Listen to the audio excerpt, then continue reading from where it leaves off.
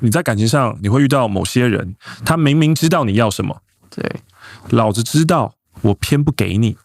那種就很討厭，對，然後我不想要當這種人。這種很討厭嗎？超級討厭啊！真的哦。對啊，你是不是常常对 Hank？ 對吧？今天我是主人。等一下被問到一個講不出話來，回復啊！等一下這個剪成片頭。這裡是只能喝酒的圖書館，一個出租成見、探索未知的地方。我們把前面把該錄的、該做的事情做完。對，現在就要講說，因為我們通常會有別的 podcaster 或者是別的 YouTuber 來上節目，他一定是無事不登三寶殿。哦，沒錯，通常對不對？通常都一定是這樣。不然他怎麼可能輕易出現在別人的頻道裡？真的。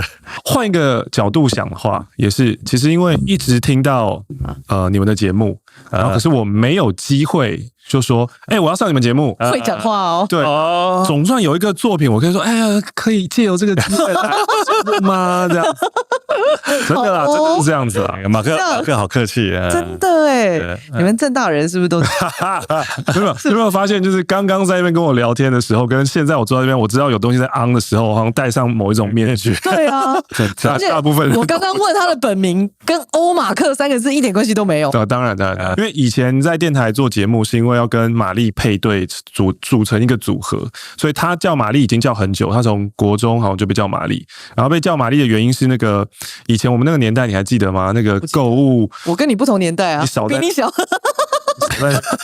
就那個購物頻道，然後我說。天哪，珍妮佛，这真的是太棒了！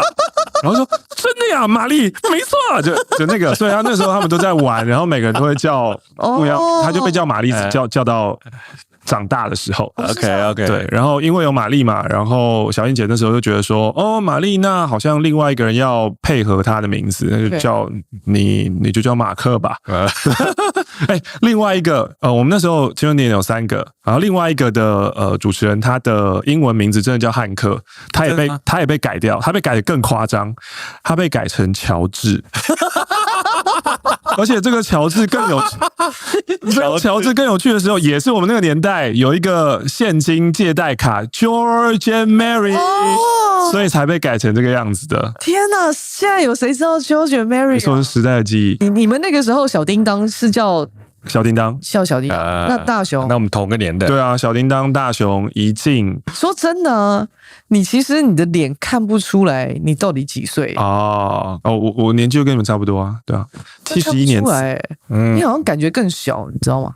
對，而且今天就是我一見到那個Ting 來開門，然後我們本來約是晚上7點嘛，對，然後就因為星期五晚上的台北交通實在是太恐怖了，然後他就看到我拿着那個一根義美，他們家在義美旁邊，義美雙麒麟，然後一邊舔着，嗨，不好意思，那時候我心裡面一直想說。Ting 一定覺得這人是殺小吃到那邊吃雙麒麟，我沒有這麼想，因為我在想的是我怎麼沒有去買一隻？但我說你為什麼看起來更小？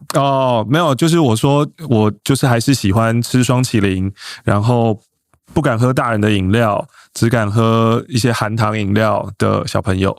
因為感覺上你很早就進了這個很複雜的業界裡面。你說廣播嗎？對啊，廣播我覺得很單純相較於你們電視圈在大染缸嘛，幹嘛？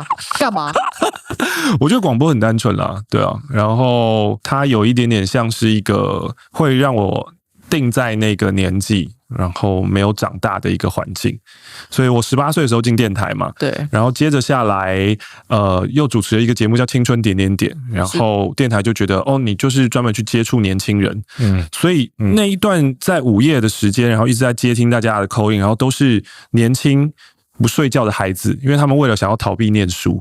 逃避考試，或是考前在抱佛腳，然後明明應該抱佛腳，他們又不抱，他們在聽廣播，然後再打電話。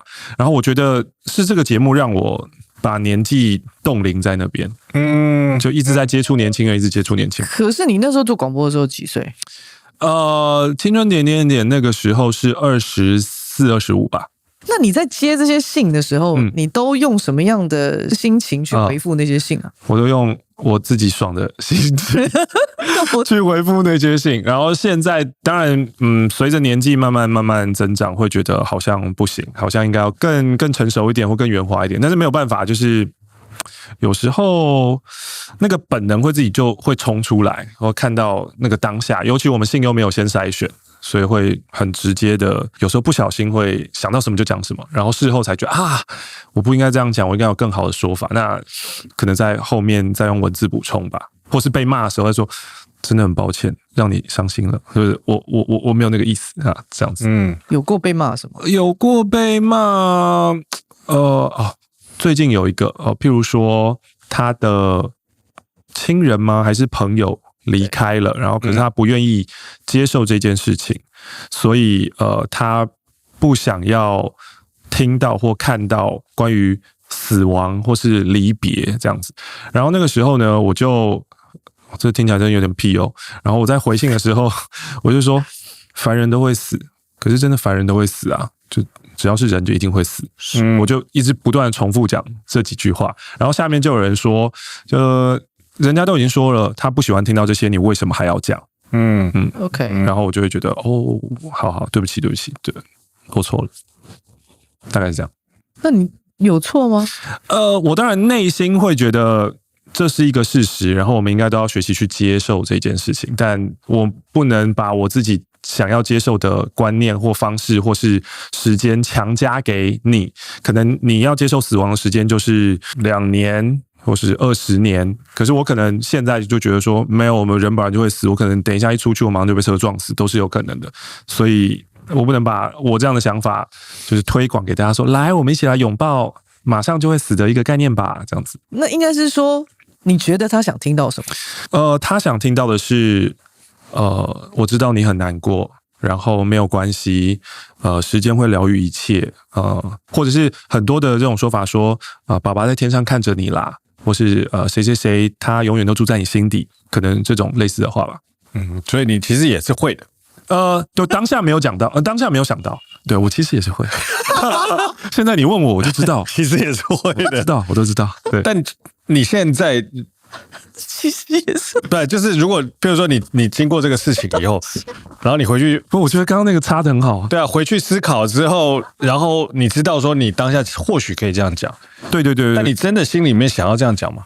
如果這個方式可以讓你得到慰藉，然後這個方式又不是什麼離經叛道的方式，那我能夠給的，我為什麼不給？我會這麼覺得。能夠給的為什麼不給？對，我覺得有些人我懂很奇怪的在於，因為我上本書在講的是感情嘛，然後我覺得你在感情上你會遇到某些人，他明明知道你要什麼，對，老子知道，我偏不給你，那種就很討厭，對，然後我不想要當這種人。這種很討厭嗎？超級討厭啊！真的哦。對啊，你是不是常常对 Hank？ 对吧？今天我是主人。等一下被問到一個講不出話來，回復啊！等一下這個剪成片頭。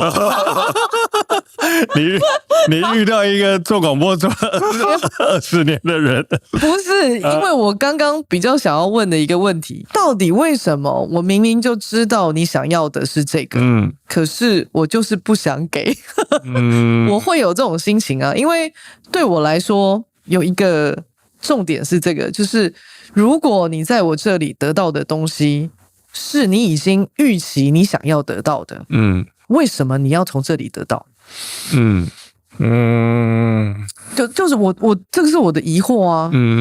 當你要來，我的想法都會是，如果你要去問一個人問題，你想要知道說這件事情怎麼解決，或者是我的心情要怎麼去度過，你應該是想要得到不一樣、更你知道 surprise 的答案，或者是更能夠突破你思維的疆界的答案。OK，如果都無法突破你思維的疆界，你他媽問屁呀！沒有開玩笑但這是你啊，對，因為這有可能是你需要的前提，對，這是我。但很多人不需要這個東西。但我的意思就是說，問問題這件事情問問題這件事情的本質不是就是這個嗎？不是，我也覺得不是，我也覺得是嗎？不是，很多人問問題只是為了要達到一個慰藉而已啊。對，比如你同意我跟我一起罵這個人，然後有些人的問問題是抒發，他當下有壓力，但是就像人為什麼要抱怨這件事情，我覺得抱怨是對人生長遠來看沒有什麼用的東西。對，可是為什麼要做？是因為當下我只要抱怨出來，就會 relief， 就是會爽一下。OK， 所以你是一個有同理心的人。我希望我是一個有同理心的人，对。我希望，但常常在網絡上被人家罵的時候，就是會被覺得我沒有同理心啊。那這件事情蠻怪的啊，因為其實這樣聽起來你是有同理心的人啊。你剛剛有說到一個關鍵啦，就是其實我知道你要什麼，可是我會覺得為什麼你預期我可以給你，就是我為什麼要給你？我有時候會感覺到一件事情，就是你只是覺得你自己需要這個東西，其實你需要的比你知道的還多。我有時候會感受到這個東西是。他問這個問題，他只是覺得他需要這個東西而已。可是其實他不知道的是，他需要的是更多的東西。OK， 那你可以當他的第一步啊。他未來還有2、3、4、5、6。我就是因為這樣才會被泡啊。對，就被泡的不要。而且簡單一點的做法，應該是人家來，比如說索討情緒的需求的時候，你就照着他的話。順着他的話去安慰他。所以以前在做廣播的時候，其實有一段時間我們會直接跟聽眾說：你打電話進來，你今天要問問題，如果可以的話，我希望你直接在一開始跟我們說，你今天是要發問，還是你今天是要討拍？可以，先講好，可以先講好，對，就先講好，就是我今天是要討拍哦，那我們就我知道啊，然後他講什麼，我們就會說啊，真的是這樣啊，哇，真的是，我們就會找這個方式。可是如果他把他的討拍偽裝成他在發問，那我們就會開始進入到另外一個工具人模式。對，想說給他一些方法。對，那這個用外界的理性來看的話，你應該怎麼做？可是那不是他想要，他想要被撫慰，他不是想要得到說教。但你覺得？做廣播這麼多年，或者說 Podcast 這麼多年，你接受到這麼多來信的時候，你覺得大部分人需要的是什麼？大部分的人需要是迷茫的人需要方向，對，然後還有就你們最近很常講的，就自我理解，因為我不知道我自己要什麼，我不知道我自己站在哪裡，所以我會很困惑。然後還有，我覺得真的很少部分的人是真的需要我告訴你怎麼做。因為我講了，你們也不會去做，是這樣子。問大部分都是，就是我剛剛說那個情緒上面短暫的抒發，跟很多人會心情不好的時候去 shopping， 或是酗酒，或者是做一些其他的事情，那都是瞬間的釋放壓力而已。所以問問題也是一種，就是我把這個壓力丟出來給你了，然後丟完了之後，你給我什麼回復？其實我 I don't care。對。深層的不 care， 可是表面上會覺得，如果你真的回了一個很進入心裡的，或是很真的東西，我又會覺得，你為什麼這樣說？就是我現在已經很痛苦了，你沒看到嗎？就是真的，為什麼要這樣子？對。這個其實今天我一直很想問的一個問題就是這個，因為你寫了這一本書嘛。上班難，做人更難，我該怎麼辦？因為我們知道說你一直在收信，對，一直在收信，這個是很難的事情。然後一直在讀別人的疑問，對，拋出來的問題、人生的故事等等之類的，你自己的感受又是什麼呢？因為你可以寫出，你知道這本書我翻完之後，我心裡想說，哇塞，我覺得我辦不到。你很厲害耶，你這樣做了對，而且每一個問題都有不同的回答，這個超難的。對於這些來信，其實我是抱着很感恩的心，因為我們的信箱只收手寫的信件，只收手寫，然後你一定要去就是郵筒，然後你要貼郵票，然後你要寄出去這樣子。所以這是一個非常老派的方式。然後在現在這個時代，我覺得還願意去遵守我們的遊戲規則，然後去做這件事情的人已經很少了。像現在可能你們的女兒根本不知道媽媽郵筒那個東西在那邊要幹嘛，他們更不知道那要幹嘛的。對，所以就是還讓郵差有些事情做，然後所以我很感謝有人願意 follow 這個遊戲規則，然後給我們的這些信，我自己覺得對我的幫助是有時候，畢竟因為我只有一個人生，我只有一個 timeline， 所以我沒有辦法接觸到其他人的人生。然後這一些信件有時候會開闊我的視野，對於那些我沒有辦法接觸到的世界。譬如說，我一直很想要去東京泡泡浴，但是我又結婚了，那我可能就沒有這個機會。可是，就是有人要巨細靡遺的寫，怎麼樣以一個外國人的身份，要講什麼日文可以突破那個關卡，然後怎麼樣挑店家，大概錢是多少，然後遇到可愛的小姐姐，長得像徐若瑄，然後又讓她憶起她的初戀，然後她的 SOP 是什麼，然後她會寫得非常非常巨細靡遺，像色情小說一樣。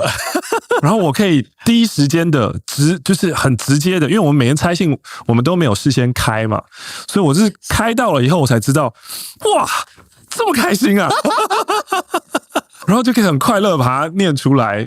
雖然我還是沒有辦法去，可是就有一點，我還是沒有辦法，就有點感同身受，覺得啊，我好像去過了。然後或是未來，假設今天我要上，你那個是感同身受還是身歷其境？就身歷其境啊，身歷其境，就感同身受啊，就是身歷其境啊。然後同樣就是在念的時候，他在那邊啊，亞妹登的時候也就是要投入進去表演嘛，就是我是個配音員啊，都要投入進去表演，對，所以蠻開心的。然後有的時候是有些信件是有警醒作用的，譬如說他那時候去哪裡啊？菲律賓還是越南的機場，然後有那種司機，然後要去說馬上幫他們提行李，說來坐我車這一種，對，然後後來才發現那個是也不算詐騙，那個是直接要騙錢，就是要搶他們的東西，然後把他們載到一個荒郊野外。然後我也是讀了信以後，我才知道說，哦，有這麼可怕的事情哦。然後剛好可能下個月我就要去越南，我才知道說，哦，那這樣我在叫 Grab 的時候要更加小心。然後也是我在路上拿手機的時候，現在我覺得我們在台灣太安全了，就是我在路上到陌生的地方，我就手機拿起來查。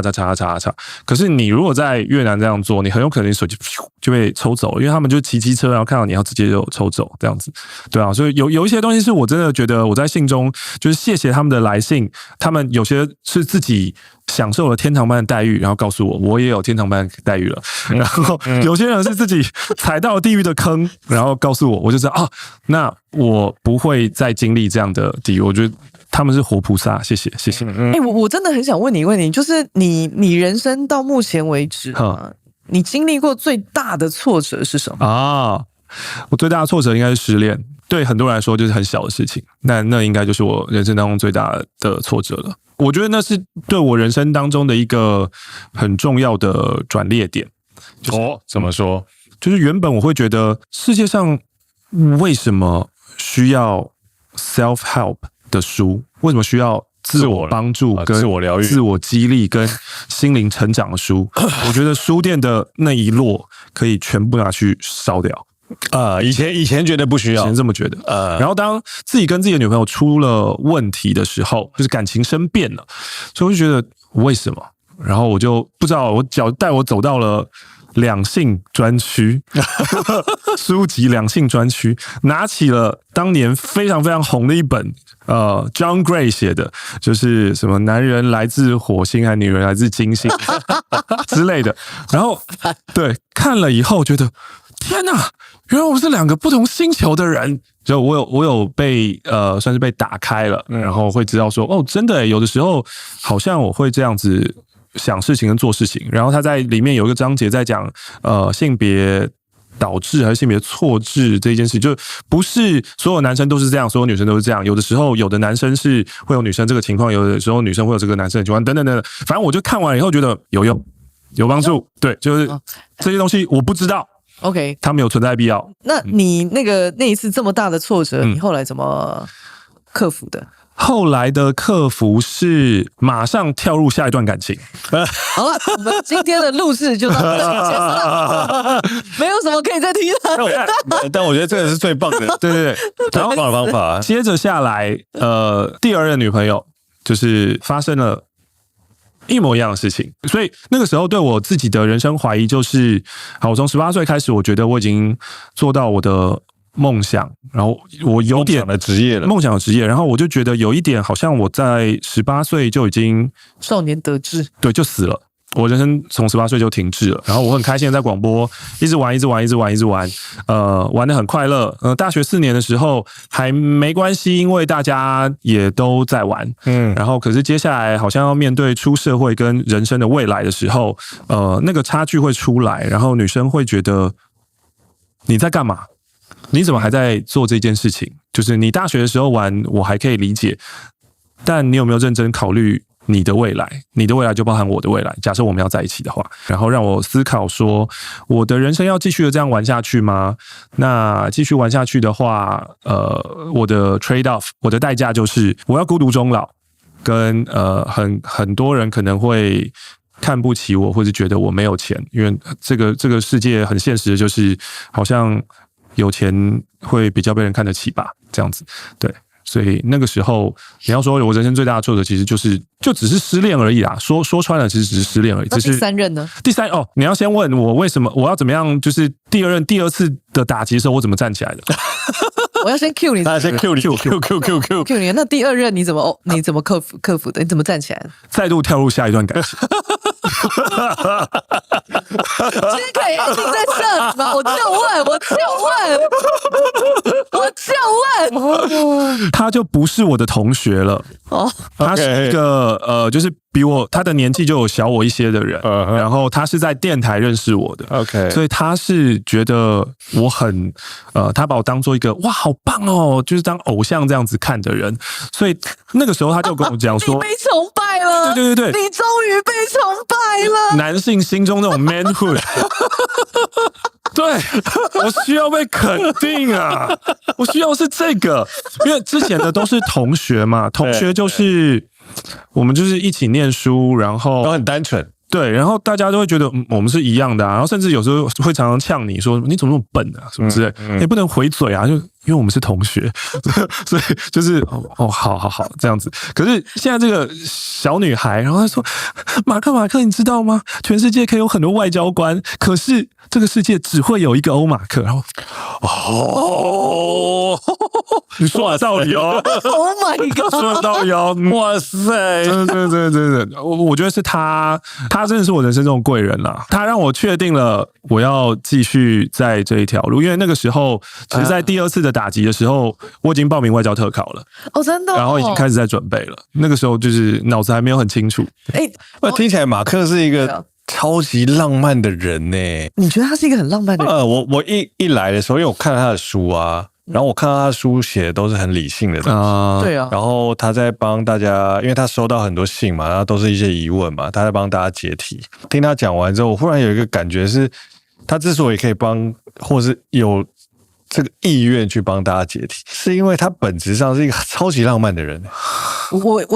他，因為我一開始一直以為說，他是很理性，像我。我覺得你講這話一點都沒有公信力。為什麼？兩個其實是很像的。對啊，怎麼樣？是他這樣稱讚自己浪漫怎麼了嗎？怎麼樣？我就是不覺得他浪漫，怎麼了嗎？老婆，幫你加一個椅子。你需要幫手？因為我覺得他很浪漫啊，你會跳太遠？不會，我覺得說很好，真的。我認真，沒有，因為我覺得他如果不浪漫的話，他不會有那些耐心去一直在 enjoy 做這件事情。我可以理解，但是你知道跳到這裡來，我還沒有 get 到啊。你要把浪漫那個詞換掉，就是那個浪漫的另外一個說法，一個名詞是什麼？天真啊，天真，中二，蠻天真的，對，或者是我們再把天真換成英文，就是 naive 啊 ，naive， 有，就是幼稚啊，不单純，我觉得他们单纯啊，沒有啊，我沒有覺得他很單純啊，為什麼？因為東京泡泡浴的部分吧，也不是，因為我覺得他其實是一個聰明人。等一下，聰明人也可以很單純啊，什麼意思？對我來說，有時候聰明人不見跟單純，可是你的單純跟我的單純的定義不一樣嘛。就是單純的人大概就是會他不會去借由別人跌倒的例子而不去碰那個。什麼意思？什麼意思？就是你知道天真的很天真的哦，你說真正天真的人是說，哦，你跌倒了，然後那邊有洞，然後那邊洞裡面有水，那我還要再要去猜猜看。你說這種，對，这是笨蛋吧？你不能這麼說。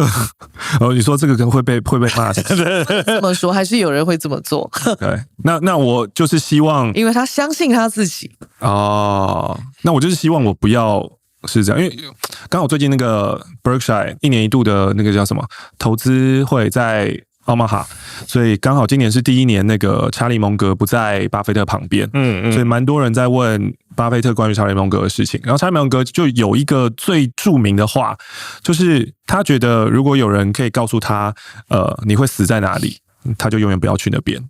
對啊，所以我覺得我們應該都要學習這樣的智慧吧，就是知道那邊有坑，別人都已經告訴你了，那我就不要去啊。不一定啊，因為每一個人進去那個坑的狀態不一樣啊。是啊，有一些人會相信自己，因為相信自己，所以他進到那個坑之後，他覺得他會做跟別人不一樣的一個判斷、決定跟行為，然後他最後會自己爬出來。我覺得這樣子的人是更天真的。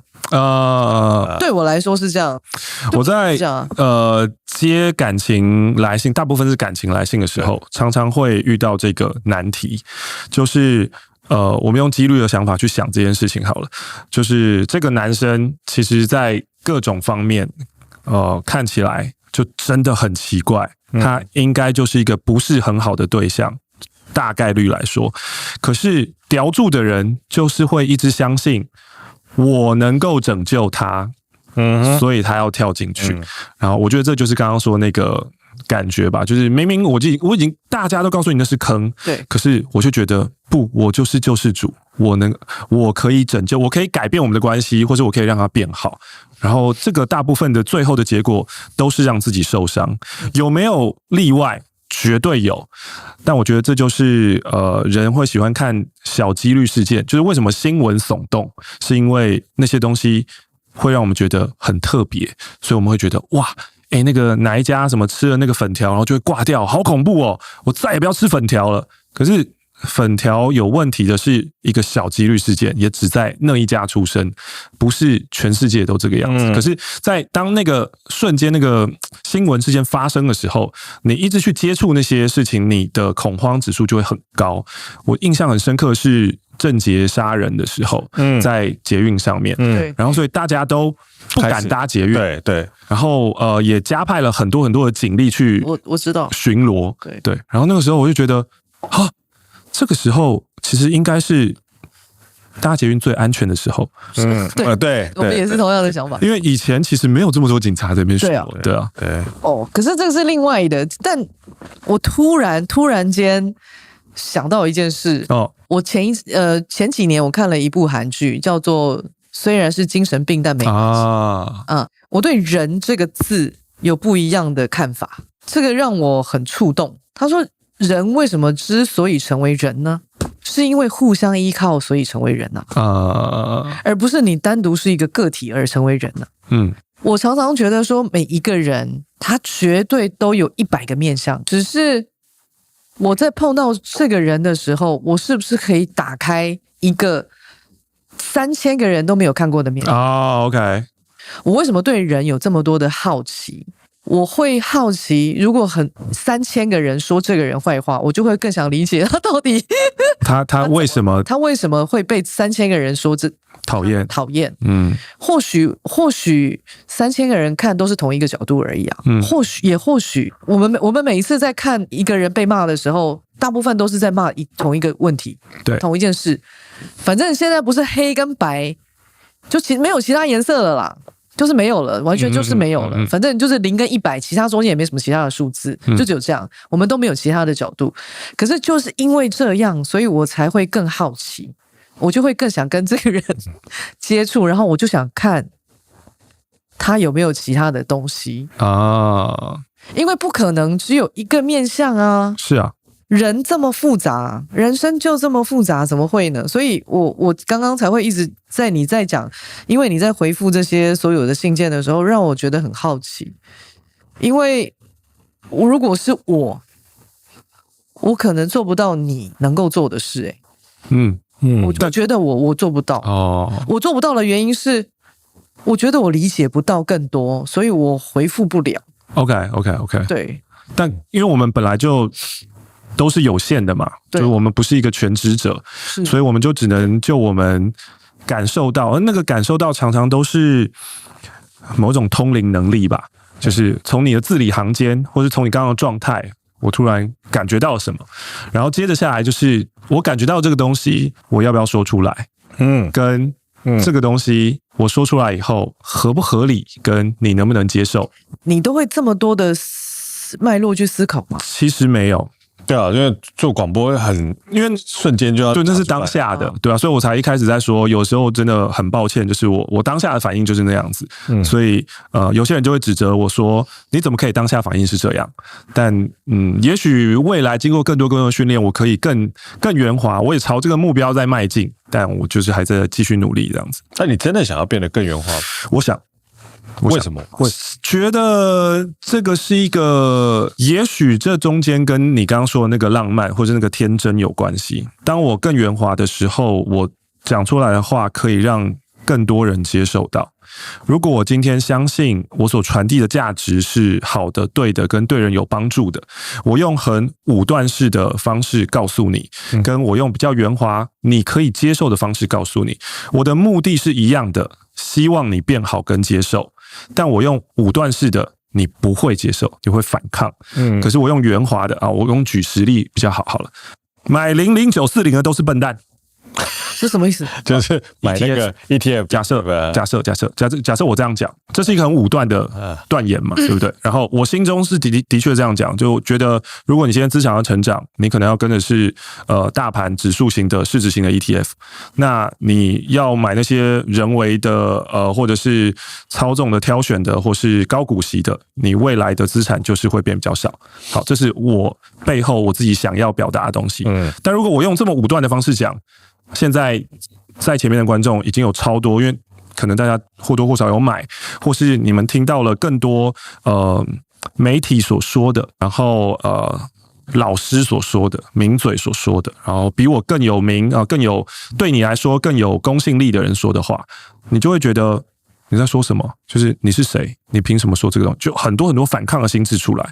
可是我今天學會了用一個比較和緩的方式講，然後去傳達這個訊息，然後讓大家知道，我真的是很關心，我希望每個人都能夠活得很富足。然後，既然你都要投資了，為什麼不投資好的標的，而不要就是被外界給影響到？我覺得，所以這是為什麼我想要學會更和緩一點講話。可是我的個性就是比較衝的那種。那你有做自己嗎？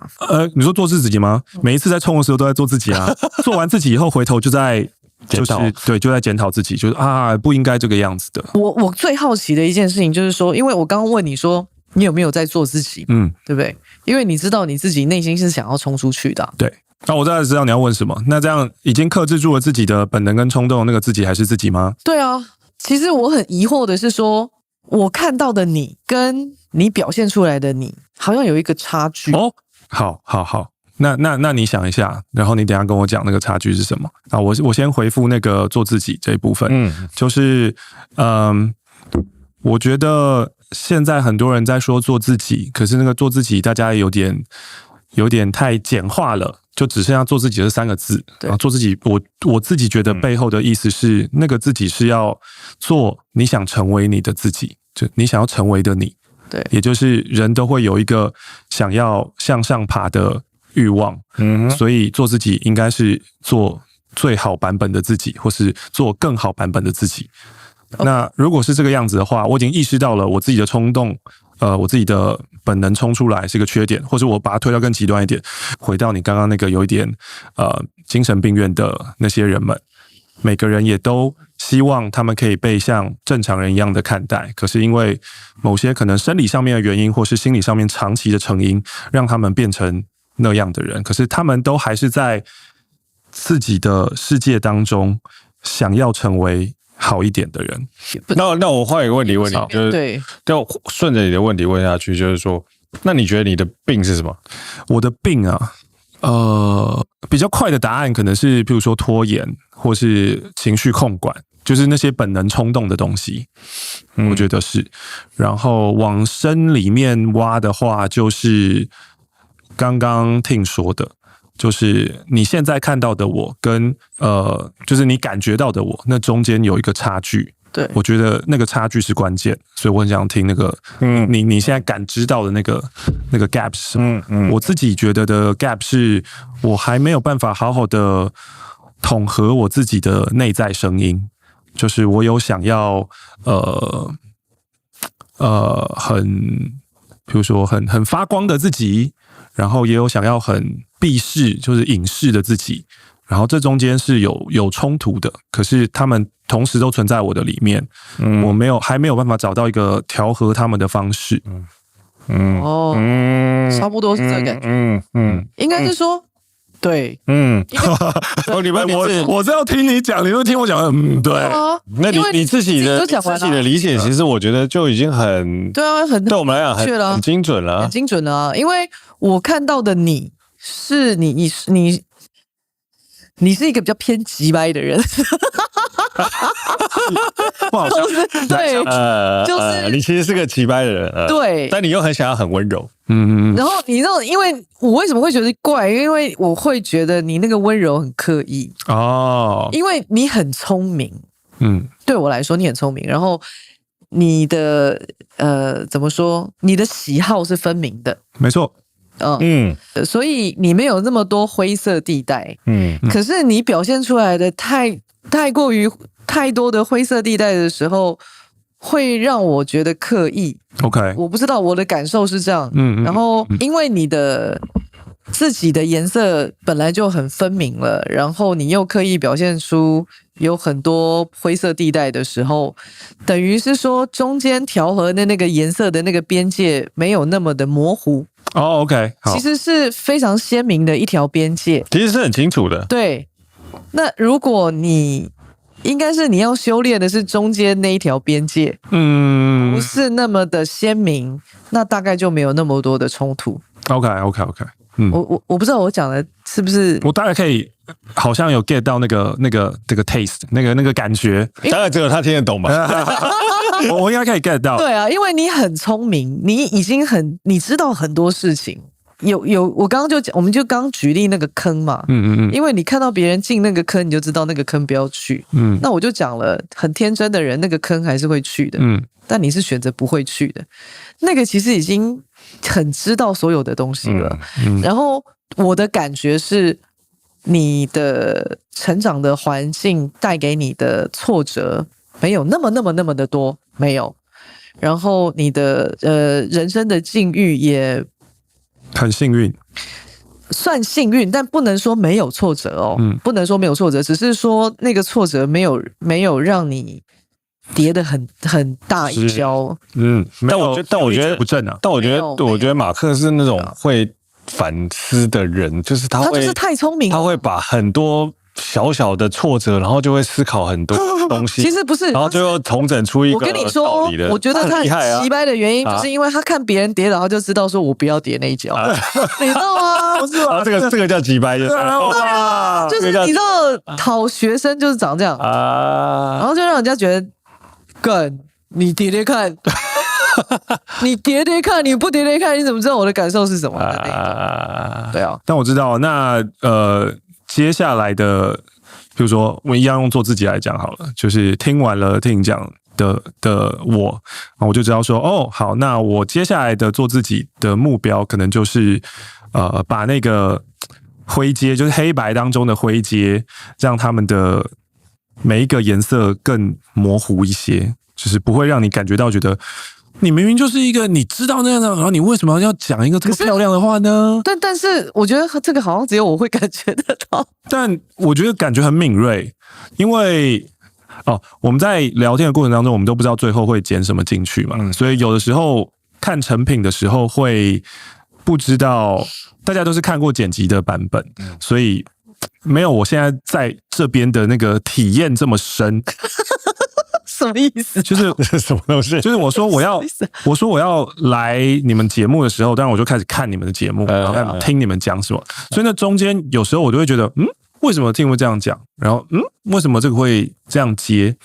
然後我現在同時也是一邊在聽的時候，會想要跟你們對話，會想要插進去，想說這邊應該要這樣，我的話會怎麼講？就是我很想要跟你們一起懂聊天這樣子。懂。然後現在呢，我就知道，剛剛突然有一種感覺，就會覺得，那個東西。我用一個很老派的話，就是只能意會不能言傳啊，各位。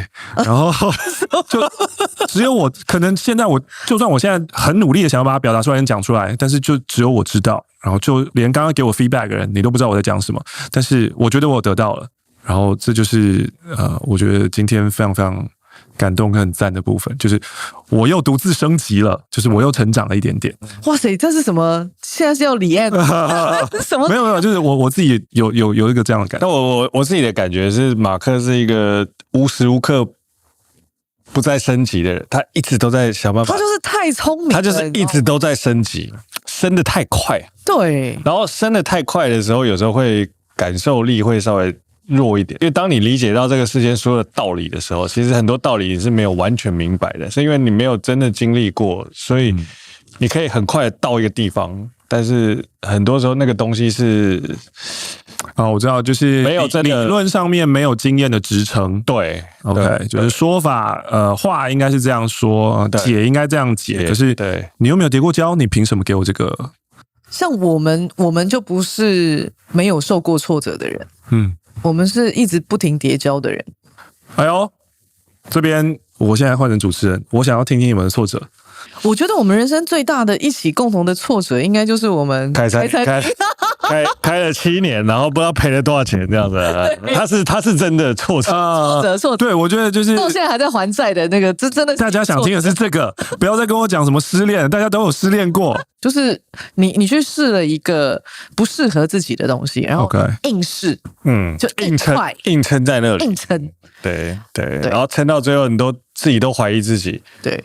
但其實你根本就不適合，你自己都知道這件事情，你自己一開始就知道了，然後你就硬試。所以現在餐飲業的同仁看到我們都你知道膜拜，你知道嗎？那天我們去高雄，哇，那個餐飲業的來看到我們說，感謝你們帶給我們很多的慰藉。因為我們這是最失敗的案例。有沒有人比我們更失敗了？所以剛剛那個硬試就是嘛。你知道坑在那邊啊，對啊，但我就是要試，對，就是相信自己，就是相信我是特別的，相信我不一樣，相信我們的做法應該可以殺出一條血路。對，他就是硬試，所以我就說那個天真，它其實是有一個差別的。OK，对啊，就這也是一種天真。那應該說超天真，應該說換個角度來看是說，我覺得啦，人活在這個世間上，你如果沒有去try 的話 ，try 說哇，前面有個坑，老子跳進去看看，看我们能不能爬出來。對，我跟你講，那都是假的。對 ，OK， 都假的。比如說，你前幾年可能創那個生意，對這個東西，你覺得那是個坑嗎？是，創業應該都是坑。但為什麼你還想要跳進去？這個為什麼是因為我那時候想要死。你為什麼想死？就是那個時候我覺得人生很無聊。無聊？對啊，真的假的？你覺得人生很無聊？因為人生超無聊的啊，超級無聊。對啊，人生很無聊對啊。人生其實真的蠻無聊的啊。對啊，說真的，說穿了，他真的蠻無聊的。說穿了是很無聊。那你真的那個時候覺得很無聊？對啊，然後那個時候剛好想死，又是疫情嘛。OK， 對啊。然後其實那個時候也蠻想死的，每個月付60萬，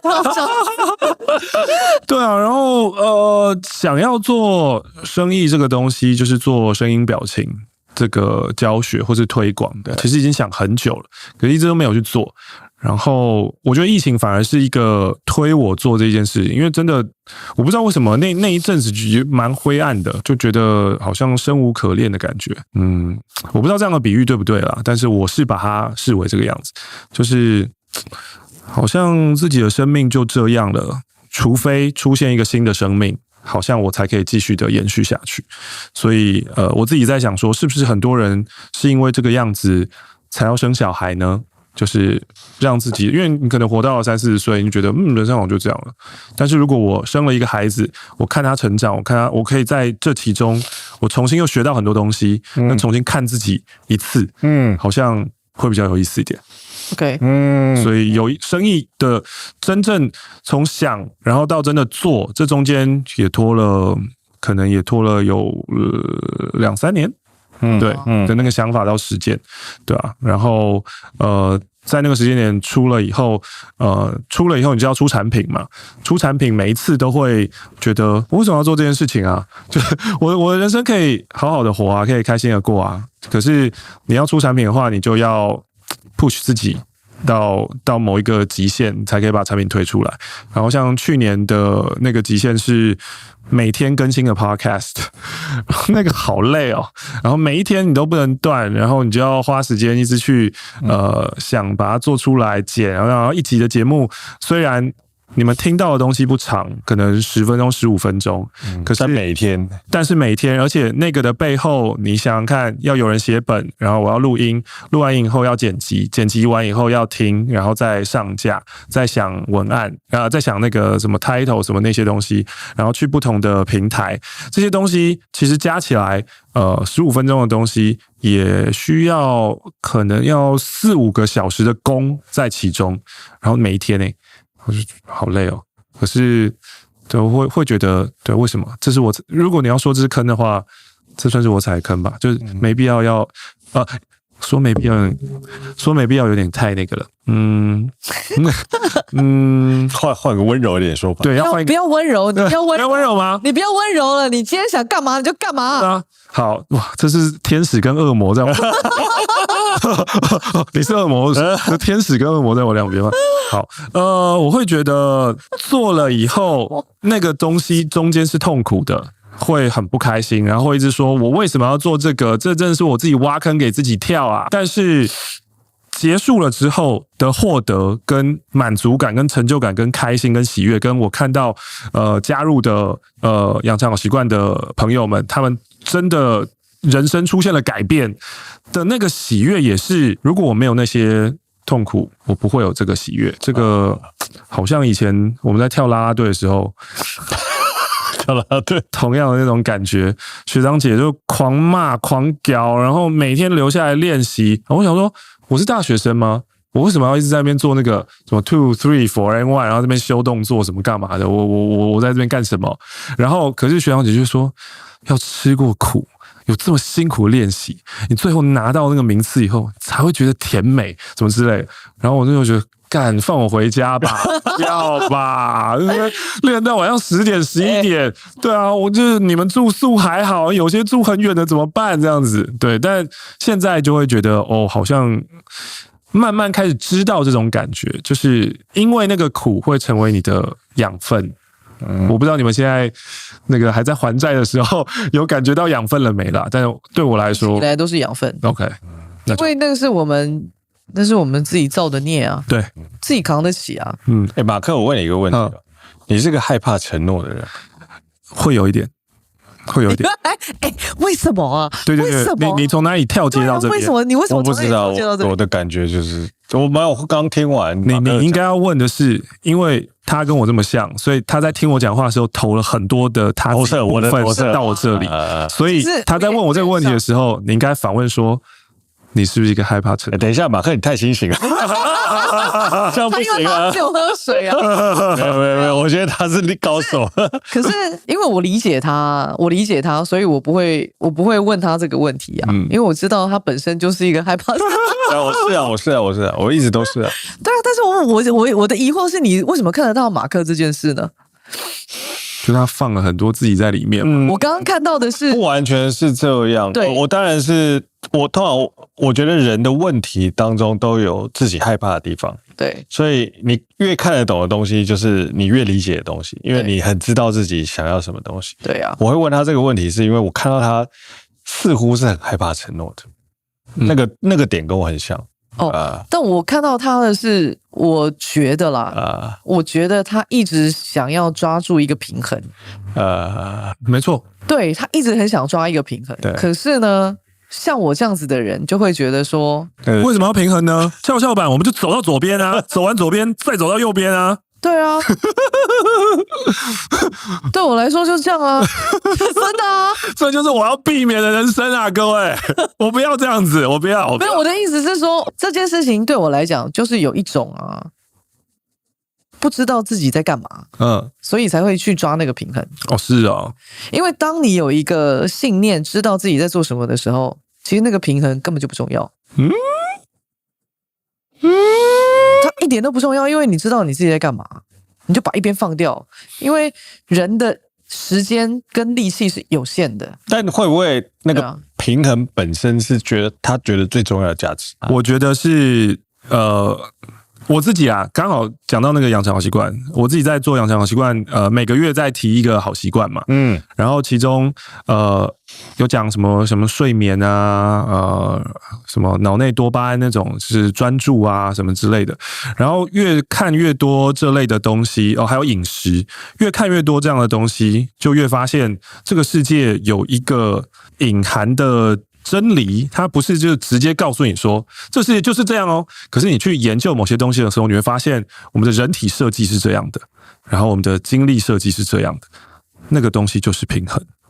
就是今天假設我是一個喜歡吃糖分的人嘛，然後今天假設我一直吃我喜歡的東西，像你說的，你已經知道你要什麼，就往那邊去啊，去了以後會變什麼？我就 sugar high 啊，我覺得然後我很快就會身體就會出問題。像你主持這個節目，比如說青春點點點到現在馬克信箱啊，然後你接受這麼多來信啊，然後你收到這麼多人世間的各種疑難雜症啊，然後你給他們回饋，你在某一個程度上，你有曾經懷疑過，就像你剛剛講說，你也曾經懷疑過說，我為什麼憑什麼可以給他們一些道理？然後你就自己去吸收很多，我相信你吸收很多不一樣的知識啊、理論啊，或者是人世間的道理啊，然後慢慢內化成你自己，然後你可以去跟他們講。你有曾經一刻，你好煩哦，在想說 fuck it, I don't really care 這個事情嗎？他剛剛這樣用了這麼長，這樣算是圓滑嗎？你有看到他中間的 gap 嗎？對啊，煩死了！你就不喜歡？我已經沒耐心了。我試着圓滑一點了。最近我想想看，有過，但是那個是好。其實說真的啦，我有時候覺得自己有病，就是回到那個 ETF 那個事情，我也不知道為什麼這件事情就是會對我來說影響這麼大，就是我真的很希望大家知道，媒體然後網紅跟券商發這些東西，他們是一個共謀結構，就是因為券商有很多的預算，所以我撒給你的媒體，撒給你的，然後你們就會幫我去推這個東西，然後說你看現在很好啊，我們可以配息啊，對，所以大家就會一直接受到這樣的訊息，然後我內心會有一個很覺得很生氣的小孩嗎？會一直覺得說，為什麼這個樣子？這個世界上為什麼沒有人要真的把真相說出來，然後告訴大家這樣子？所以我在我的 Facebook 上面可能就有 po 了幾篇文章，然後可能找了一些學術論文，然後跟大家說這個的差別跟差距，然後也不只是在美國的100年歷史是這個樣子，我們在台灣，你就算拿0050跟0056的這20幾年來，你也可以看到這樣的差距。可是人的信念很難轉變，因為他已經先相信了那些他追蹤更久的人，所以他就會開始攻擊說啊，你就只是理論派啊，你就怎麼，反正就講很多，然後我都會真的很認真、很試圖的，就是去跟他講，然後真的講到最後，會變成人身攻擊，就是我接受到的是人身攻擊，說幹你這死網紅什麼都不懂啊，白痴啊，回去你的網紅世界啊，等等之類的。到那個時候，我才會覺得哇，其實世界上是很多人沒有辦法講道理的。然後到那個時候，我就會覺得 fuck it， 就是算了，就是你們的人生，你們要這麼做，那是本來就是你們的事情。我到底為什麼要這樣白費唇舌？好像到那個時候會這個樣子。最近一次是這個，然後昨天我剛好就見了一個也是理財顧問，然後他以前是刑警，他叫 PG，然後他在講這件事情的時候，其實我從他身上學到了蠻多。他是一個個性就是一個笑笑，很像彌勒佛，然後很平穩的人。然後他就說，其實後來我也是覺得至少他們沒有被詐騙了。然後我就覺得，這對我來說是一個好新的想法哦。就我應該要學習他這個轉念這樣想，就是對啊，他們其實也是台灣受過金管會的券商認可，然後發行的東西，他們至少他們錢沒有變不見啊。他們沒有辦法賺到跟大盤一樣的那個投資報酬率，他也沒被騙啊，那又怎麼樣呢？他們自己覺得有股息領很開心就好啦，他很開心，那我自己在那邊跳什麼呢？大概是這樣子。所以有沒有 fuck it I don't care 的時候，就是有。當我被罵到覺得哇，真的是沒有辦法溝通就是我很真心的為你好，我又沒有拿業配，我又沒有收錢，我真是出於關心的這樣講，然後可是會被人家覺得你一定有些 angle， 你背後一定有什麼，或是你質疑我，你就是我的敵人的那種時候，我就說哇，那我真的沒有辦法。你掏心掏肺想辦法跟這個世界溝通你的想法，对，然後被大家打亂七八糟的，對，哇，這個過程是很痛苦的。所以你知道，我就會覺得說，其實我看到的你跟你現在表現出來的你其實是不一樣的。我自己覺得，如果就是可以看到更真實的你的时候，可能会比现在精彩。我相信会很精彩那個精彩是，但是那是我要避免的出現的情況。為什麼？但為什麼？對，為什麼要避免？但你應該是很囂張的人啊。對啊，對，是啊，就是啊，對，就是我要避免這個東西。為什麼？為什麼？你可能也有能力囂張，也許這就是我害怕的事情。跟我年代沒有差太多，所以你覺得囂張是不好。對，但是或許你囂張一點，說不定是好，是不是？可以朝這個方向努力一下。可你就不是這樣的人，不是嗎？對，我不是這樣的人，你不是，不是這樣。而且我意識到了，我就是因為意識到了我不是這樣的人，所以我才很努力的在壓抑我的這一面。但你有想過你油門全踩的樣子？我沒有我沒有想過油門全踩的樣子。我應該會很可怕，因為那個樣子可能也跟我理想中的生活會差很遠。就像你聽那些獨角獸創業家他們在很辛苦創業的過程，那個是不是我想要接受的生活形態？就是沒日沒夜的睡覺可能4到6個小時，一起來就瘋狂的到處去找錢，然後跟人家開會，然後要做一大堆事情，那個太辛苦，那個我覺得我會爆掉，我身體也會爆掉。那你心理也承受不了。你想要的生活形態是什麼？我想要生活形態就大概有點像你們這樣子吧。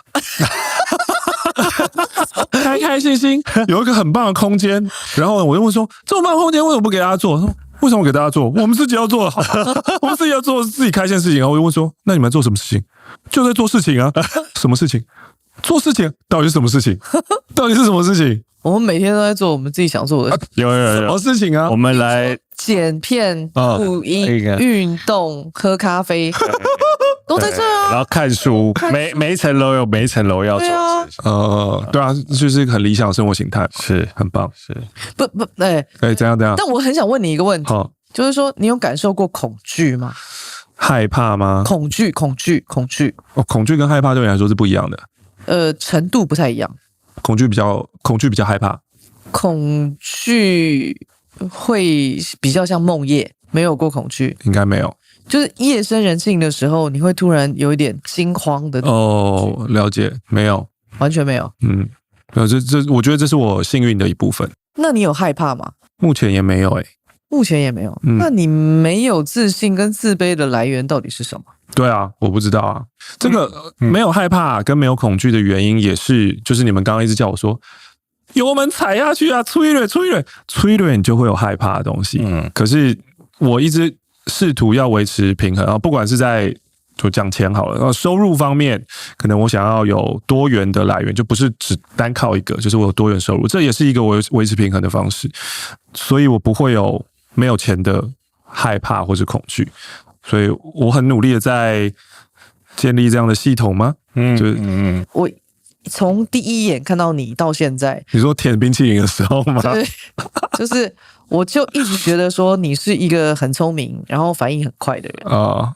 可是不知道為什麼，你就是隱隱的讓我覺得你有很不自信的地方啊。可是我到現在我都看不出來那個沒有自信的地方在哪裡，到底在哪裡 ？OK， 可是就是有，但是我就是不知道為什麼。他明明就是理應不應該有，對，理應不應該有，理應不應該有，因為他沒有什麼道理，應該沒有道理，就是沒有道理。可是我就是不知道為什麼，我就是有感覺到這個，但我真的很想要知道說，因為我一直覺得，我一直在研究一件事情，就是自卑的人，因為我就是屬於那個很沒有自信，然後長期在克服自卑這件事情。沒有，我想要先知道，那你解決了什麼東西？或是你發現了那個來源是什麼？我有曾經回溯過很多事情，然後那個時候應該是我在一個根本大人都覺得我不懂事的一個狀態，所以他們就會肆無忌憚的在我面前展現出他們自己想要說的東西，或者是他們的情緒，或者他們的態度，或者等等之類的，因為他們會覺得我們不懂。我可能不記得巨細靡遺的東西，但是我記得當時的情緒。然後我最討厭的一件事情就是我媽媽說“黑囡仔人唔捌”，這樣。然後我很討厭這句話，因為我知道，我都知道。然後我一直受到這些情緒所苦，因為我感受到你們的東西了，我感受到你們的情緒了，所以我会很恐慌，我會很恐懼。我也是很就是覺得其實小孩都懂，對，然後覺得反正這個可以連接到某一些就是你要如何解釋生命怎麼樣出現在這個世界上的某一種很奇幻的理論或者很科幻理論，就很像其實我們都假設比如說都來自外星，然後我們都只是外星高等文明的某一種實驗或是記憶體這樣子，然後他們因為不太了解這個東西，所以就把我們丟下來，然後其實我們可能我們本來都是全知的，只是變成了胚胎，然後降臨到這個世界上以後，我們會被蓋住，就是這些東西全部會被蓋住，慢慢被蓋，然後我們的生命的意義，可能某些部分就是在於把這些迷霧給揭開來，然後看我們可以清明到什麼樣的程度，有點這樣。就所以我剛剛在聽你這個故事的時候，我就一直覺得說，哦，你也許就是其實你小時候就懂，就你本來就知道，只是現在因為還小，所以那個東西被受限住。可是那個知道的那個感覺是在的。只要有朋友啊，有生小孩，然後當他小孩可以抱出來參加聚會的時候，我都會報名說我要去那個聚會。我會做這件事情，然後這件事情很好笑。我會抱着那個小孩，然後帶他去，可能我們在餐廳，然後我就抱他，所以我就告訴他，就是都用大人的方式跟他講說這個是什麼，這個是什麼，然後這個世界是什麼，然後我想要告訴你這個世界的樣子是什麼樣子。我會在他的耳邊跟他說這一段話，然後我想要讓他知道說你是全知的，你是很好的，你是被愛的，然後你有能力做的任何事情。然後因为我知道不一定我的每一個朋友都會這樣對待他的孩子，或是我的朋友也許也會覺得啊，小孩都不懂啦，或是我不用花這麼多時間跟他講這麼多話，所以我都會很想要借由那一次短短的聚餐機會，然後在他的耳邊，希望可以灌輸他這樣，就是有一個不認識的叔叔，然後跟那個同學，跟你爸跟你媽可能沒有很熟，可是他就一直告訴你說你很棒，你是被愛的，然後你是全知的，你可以做到任何你想做的事情，然後就我很希望那個東西可以留在他的腦海裡。你是不是沒有得到過這些東西？其實我媽有給我你媽媽有給你？我媽有給我。我媽好像從小就一直告訴我說你很棒，你很好。那這個當然在現在的教養理論當中，這個有反效果啦，因為這種教養方式會讓人變。爸爸有給你嗎？我爸沒有。會不會你沒有自信的部分其實是來自於你的父親？也有可能哦，也有可能。你在意這個事情嗎？你說我在意這個事情嗎？我不在意。現在的我不在意。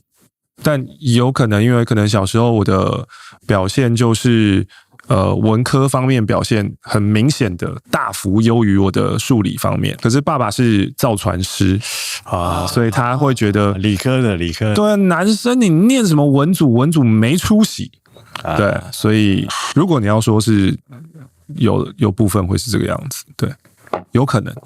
你在意你爸的想法嗎？好像還好不會。而且我爸现在就是他年輕的時候，在我小時候的印象都是一個很凶、很嚴肅，然後很嚴格的人。好，他對自己也是，他每天從小到大，他就是6點就會起床的人，就是很規律的一個人，自律，很自律的一個人。對，可是現在，尤其我覺得在他退休之後，然後退休前幾年會有一個不適應期嘛，當那個不適應期過了以後，哇，現在很快樂這是我從來沒有見過的爸爸，就他很常笑，很開心，然後我會覺得。我自己很喜歡現在的他啦，他很開心的這個過程，你覺得你很放鬆嗎？很棒啊！你也想過為什麼？你說為什麼我覺得很放鬆？當然，因為沒有人喜歡就是跟板着一張臉的人生活在一起啊。對啊，那個很嚴肅的人就是會讓你壓力很大。那為什麼他也很嚴肅，你壓力很大呢？就是有一些不開心吧。對啊，但我不知道他的不開心或是生氣的來源是什麼？我沒有去理解過他的這部分。你很希望他可以認同你嗎？認同這部分好像後面就不太，因為我有經歷過一段，可能也是差不多8年的時間，會有點我要繼續做廣播嗎？這樣子。然後我爸媽會一直就覺得我在大學的時候做，他們覺得很好，就像一個打工。可是當我要出社會，我還在繼續做這件事情的時候，他們就覺得這個好像不是一個正常人的工作，就是你應該要想想去做一些正常的事情。然後爸媽對我的期待就是要麼當公務員，然後要麼就是當教授，這樣子。對，他們理解，他們想要這樣，他們可以理解的東西。對，他們想要我當這樣的人，對，所以我要繼續做廣播的其中的一條路就是那我先念個研究所好了。因為這樣好像離他們就是近一點，對，近一點可以靠近。對，我就先躲進研究所，就躲進學校裡面，對吧？然後可是，在那一段時間，我就是蠻迷茫的，我就會覺得，對啊。然後後來前面有講到，就是女朋友的事情嘛，對吧？所以後來就下定一個決心，是覺得說，好像最差的情況是，我就孤獨終老，然後我應該不會餓死，因為看現在這麼缺工，我隨便去打工，應該也可以活下來。然後可是做廣播超級快樂，那我要選擇超級快樂，所以後來是這樣。當然，他們當我下定了決心這樣選擇以後，他們還是不太能理解。然後那個的抗爭也抗爭的是以年紀的啦，就是他們會一直覺得不要做這個東西。每一次見面就是每次都講這個，然後最後都是不歡而散，就是吵架，對吧？可是慢慢就會發現，哇，這個逆子啊無法改變，就是我就是要繼續要做我想做的事情。然後他們就只能每次講爸媽講的大部分都一樣吧，不要再戴隱形眼鏡啦，隱形眼鏡對你不好啊。啊，像這個，然後要多吃飯啊，然後什麼3餐正常等等，就是父母的關懷啦，對啊。但後來他們久了以後就不念了，就被迫接受了吧，就好像他真的就是要做這個。你覺得對你來說，你自己開心比較重要，還是你父母對你？當然是自己開心重要，對你的肯定很重要。當然自己開心重要，絕對自己開心重要。我跟卡蒂亞的那個婚禮，我覺得應該蠻少新人是這樣子的。就是他們完全沒有說任何一句話，我也沒有給他們說話的權利，就是說幾月幾號就要結婚了，在哪裡？然後告訴你們說什麼都不要跟我講，我自己會 take care 好所有一切。但我覺得那個到最後的最後，其實很多時候不是爸媽真的給你什麼，而是爸媽給你是一個框架，但你真的想要做的事情到底是什麼？我覺得這件事情是我可能還沒有保護得很好，我還沒有真的去理解這件事情，是我到底想要成為一個溫柔的人，還是想要成為機掰的人，還是成為一個溫柔且機掰的人？這個事情是我還在糾結，所以我不要。那你呢？你覺得你自己呢？我剛剛一直在聽，然後我就覺得，這不就是我剛剛在追求的平衡嗎？你們一直要叫我什麼當個什麼囂張的機掰人，你們自己也是這樣嘛？你們在那邊跟我講啥？我覺得我是一個很機掰的人。你是一個就是往那邊踩，我知道。我已經確定我就是要跟我就是要跟這個人劃清界限了，我不要讓他的心智風暴弄到我。對，但是對 Hank 來說也是，我住在家裡的那一段時間，我媽也是，我就是每天都在打《世紀帝國》，然後打，我媽會做好飯送到我面前，然後送到我面前，我還是繼續打，然後他會過半小時再進來看我，怎麼還沒吃？說要吃哦，我還是繼續打，然後打到一場結束了，我才開始吃，吃完了以後，又是過了，他又再進來，然後把碗盤收走，我也是被這樣養大的。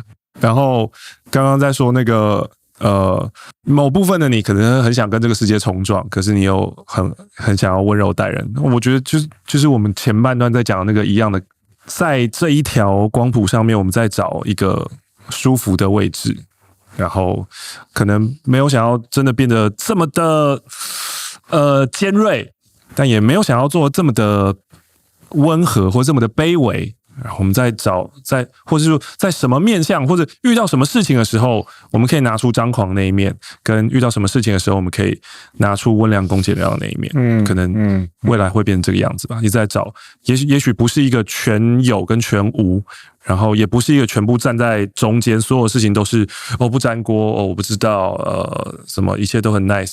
也許是面對不同的事情的時候，我們可以拿出不同的面向出來吧。那我同時問你們兩個人，就是我今天受訪者已經變我們現在一國的，一國，对，我同時問你們兩個人，如果at this moment 就是此時此刻，你們形容你們自己是一個什麼樣的人，你們會怎麼形容？矛盾，而且蠻善變，因為矛盾，所以結果是善變。因為擺盪嘛，就是會有很多東西在裡面衝突，所以很矛盾。然後你做出來的選擇跟結果，就是有時候會，這個你不是之前說這樣可以嗎？為什麼現在要說這樣不行？哇，天哪，是我的心聲呢！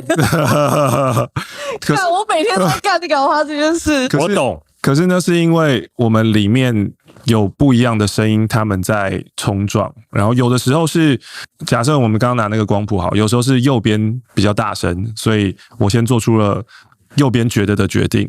可是某一天我的狀態可能变成左邊它比較大聲了，然後左邊那個聲音說：“幹，之前誰做這個決定的？我有同意這個東西，我怎麼會同意這個？我不可能同意這個東西，一定是你錯。”一定是你錯，大概是這樣。你們兩個根本近乎90%一模一樣，哇天哪！這個我可不可以找個隊友？卡蒂亞就是很有感覺啦，就是現在有很多工作他在處理，所以有時候他會覺得，不是啊，你之前明明跟我說這樣可以，是不是？然後為什麼現在又不是？都是你在說，可是我又就是用那種很堅定的說，我不可能這樣說，一定是你錯。我之前有這樣說嗎？你拿對話記錄出來，滑，好像有飄走。那是之前我做的決定，我現在不是。大概這樣。我可以確定馬克是一個溫柔的人。幹，你是在為你自己辯護？不是，他剛剛講的所有東西都是在你身上發生的。不是，我可以，我們都演過同樣的戲。No， 我可以確定馬克是個。我們這一集是婚姻諮商嗎？我可以確定馬克是個溫柔的人。怎麼說？因為我覺得，你好好說。我覺得所謂的溫柔是，你就算你知道你自己可以很尖銳，但是你還是選擇用一個比較理解的態度去面對這個世界。這是我在我爸身上學習到的事情，因為我覺得他都懂。你學習到什麼？我覺得我就像我爸，我觉得报道酒，我觉得没有我觉得我父親就是這樣的狀態。他我覺得他什麼事情都懂，他都理解，但他都不講。等一下，但我覺得我學習到一半，是因為我還想要講一點點啊。但我覺得本質上他還是個溫柔的。但他剛剛說的那個狀態跟你說的這個狀態是不一樣的。一樣的。不一樣。馬克就是個溫柔的。不一樣，完全不一樣。我要幫他辯護。我幫他辯護啊，因為我沒有回答Tim問你的問題啊。對啊，用形容你自己是。對啊。你好好講你自己就好。對啊。你不要是扯到我。我們現在又分開，我們。我覺得。因為他還要回家。我覺得我是什麼樣的人嗎？對。哇，這個問題超大。我覺得我是覺得人生很無聊。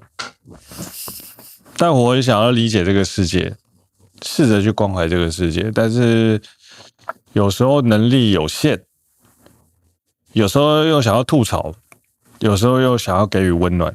你可不可以簡短一點啊？就是矛盾嘛。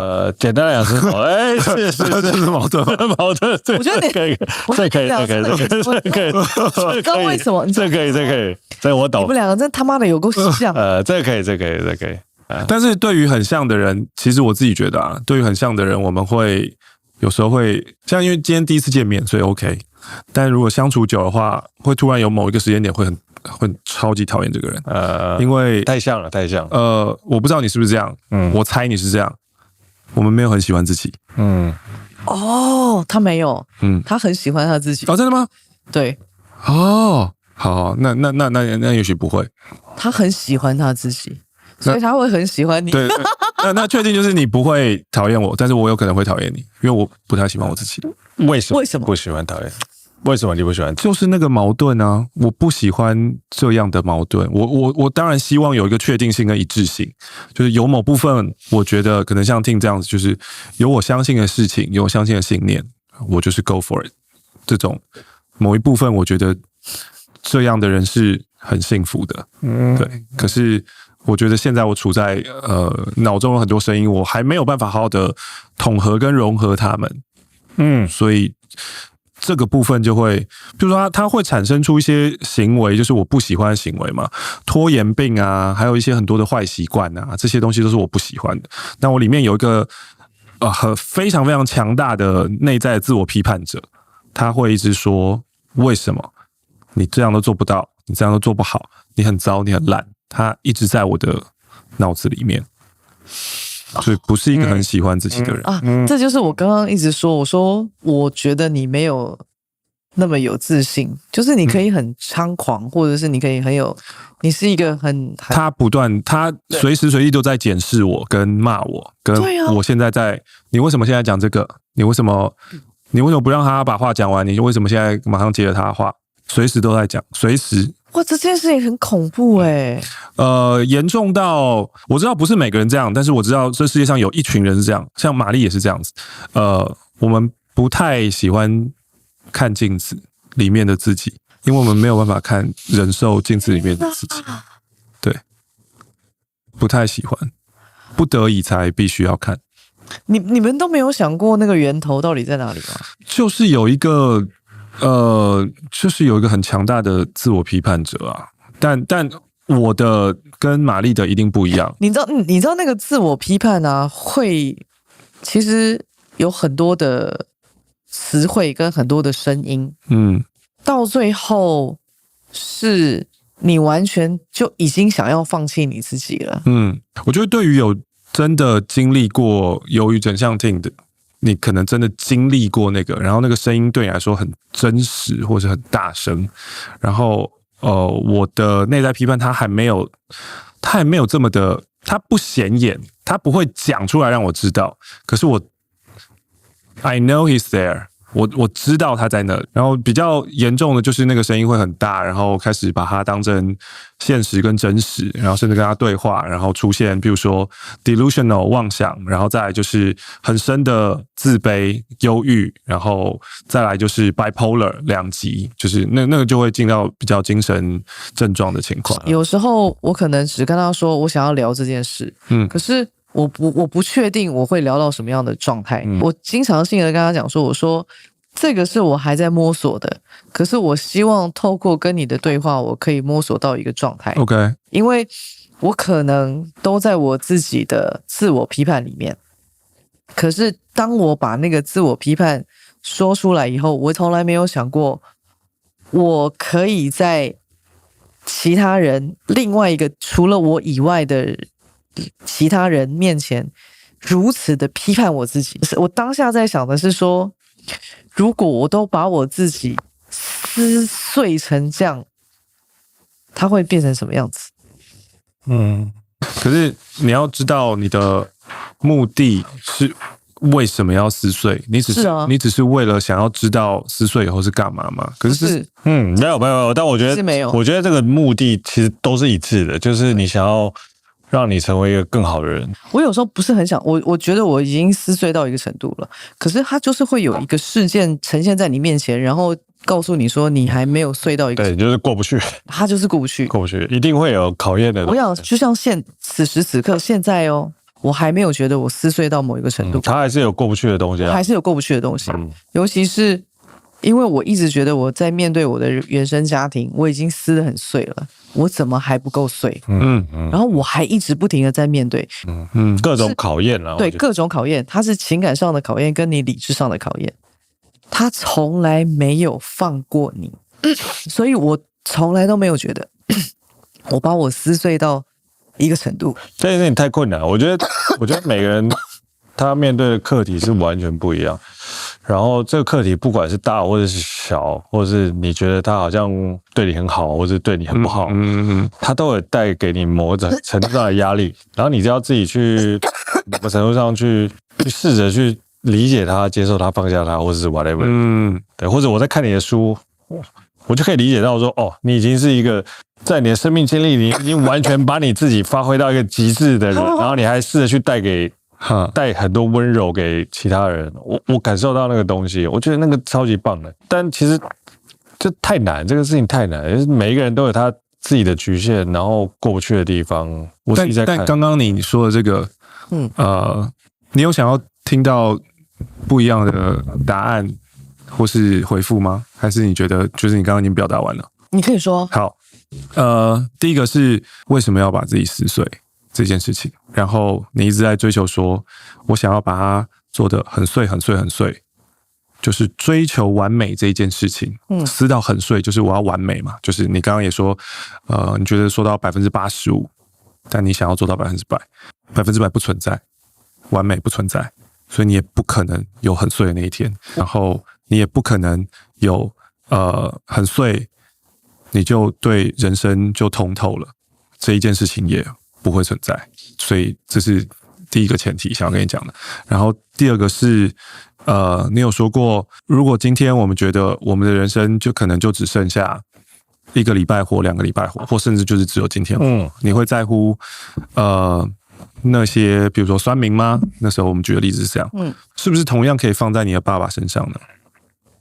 什麼意思？就是其實如果今天就只剩一點點的壽命活，然後對於一個對你來說是一個可能困難、痛苦或是麻煩的人物，你一樣可以把它視為是一個我只剩下1週了，我要好好過我自己的人生。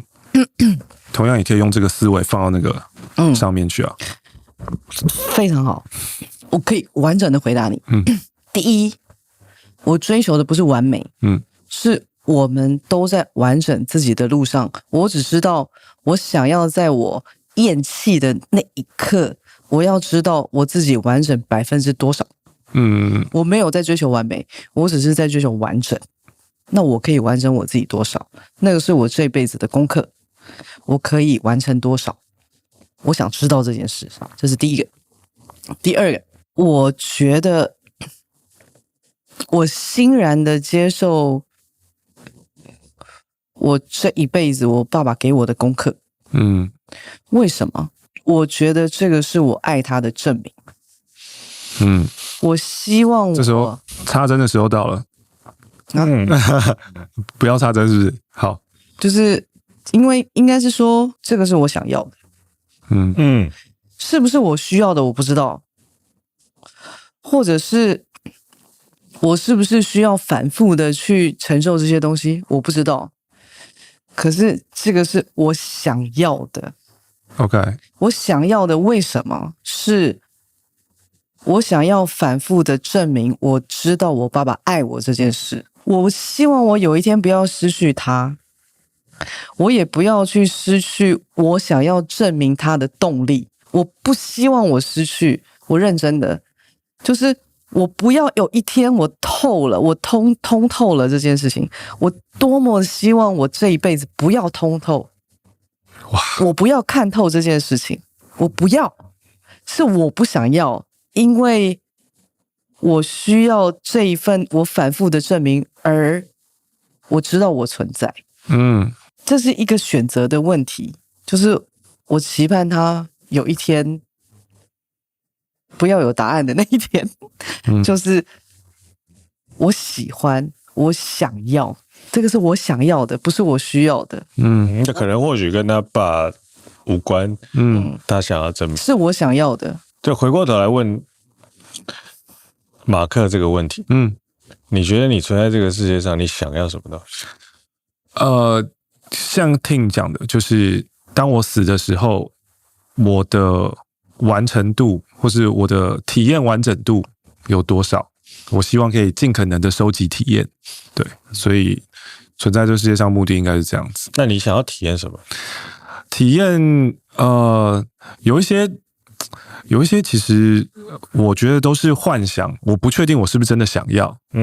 但是它就是一個目標放在那邊。对，比如說像什麼我會說很多種語言之類的。但很有可能當我很努力的做到以後，我發現我要學這幹嘛？我覺得是很有可能的這個問題。我覺得成功學上面的目標最大的問題就是這個。對，它要求我們去設定一個很遠的一個想法，可是其實我們通常到了那個地方以後，回頭看，覺得我為什麼當初設了這個目標？對，有可能，這是好像不是我要的，有可能，非常有可能。对啊。是。但 at this moment 你想要什麼？現在嗎？當下嗎？動力最大來源，最想要做的事情是什麼？我想要去吃臭豆腐。